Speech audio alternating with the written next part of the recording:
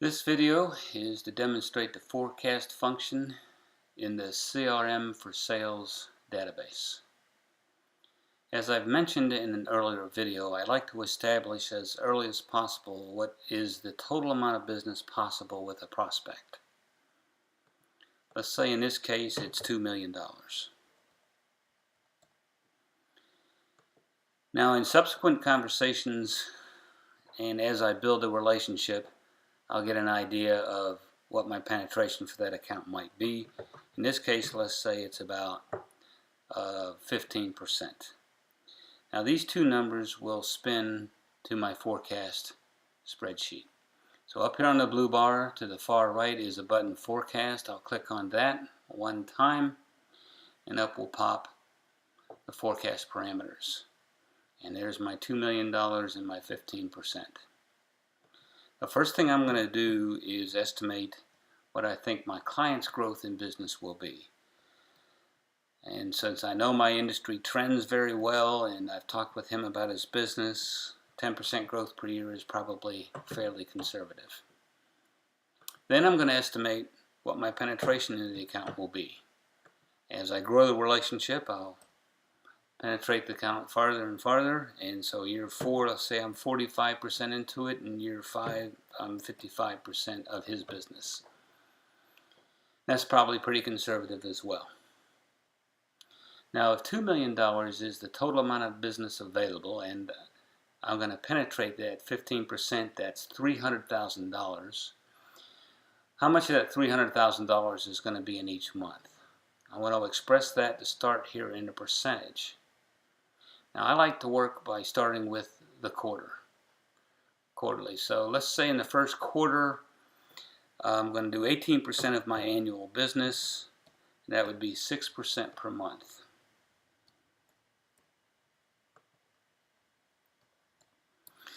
Okay, I know right out of the Christmas break that January is a little bit slower, so I'm going to go back and adjust and say that's 5% and add that back here to March as it ramps up. Except, you know what, January really is a slower month. I'm going to make that 4.5% and add that percent on to March as well.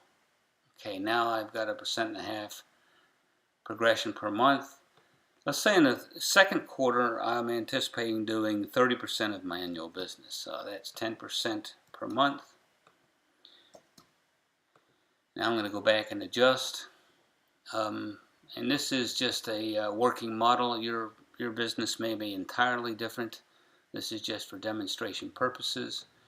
Let's say I'm going to go back in and change April to 9%. That's another 1.5% progression. I know June is a vacation month. It's the last month before kids have to go back to school. So let's say I'm going to drop that to 8%. Okay, I'm down 3%, and 4% for a month I dropped here. I'm going to add 2 of those back into May. I know May is strong, and let's say in the third quarter I'm looking to do 30% as well. And I'm still down 2% for dropping this. Actually, you're down 2% here and here. So I'm going to add 2% to July. Now August and September are stronger months as well, but I'm going to leave those as they are for the time being. And I'm going to guess that in the fourth quarter I'm going to do 18% of my business as well. And what I'm going to do is I'm just going to mirror what I've done here for the first quarter. So I'm going to make that 7.5% for August, 6% for November, and 4.5% for December. I know these 2 months are a little bit slower because we've got Thanksgiving and we've got Christmas, but at the end of the year, people want to get business done or established before the end of the year. So I'm going to flip November and December. I'm going to call this 6%. In November, 4.5%. Okay, if I've got 30% in the second quarter, 30 in the third quarter, that's 60, 18 and 18, I'm short 4%. And I know October is a little bit stronger, So I'm going to take 2 of that 4% shortage, I'm going to add it there and call that 9.5%. And then I know that August is very strong as well, so I'm going to add 2 more percent there, and now I've got my 100%. Click on View Report, and there I've got my 5-year forecast. And I can put that on an Excel spreadsheet by clicking Review here. You can print that out. It's like Preview, like with a printer. Click on the Excel icon up here, and then save it to an Excel spreadsheet. And that's what I've done here. You can go in and change the headings a little bit. That's what I've done. Made them look a little prettier in different colors. There's year 1 is in blue, year 2 is in red, year 3 in green, and so on.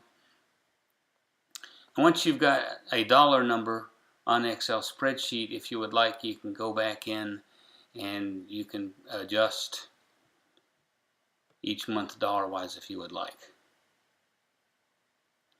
And then you can do other spreadsheets the same way. You can copy and paste those numbers here and have everything on one spreadsheet for a great 5-year report to send to management. And that's how we do a forecast with the CRM4Sales. One other thing that's very nice is if you need to go back and look at your forecast, they stay put in case you want to change them at a later date or augment them in any way. And that's how we do a forecast with the CRM4Sales database.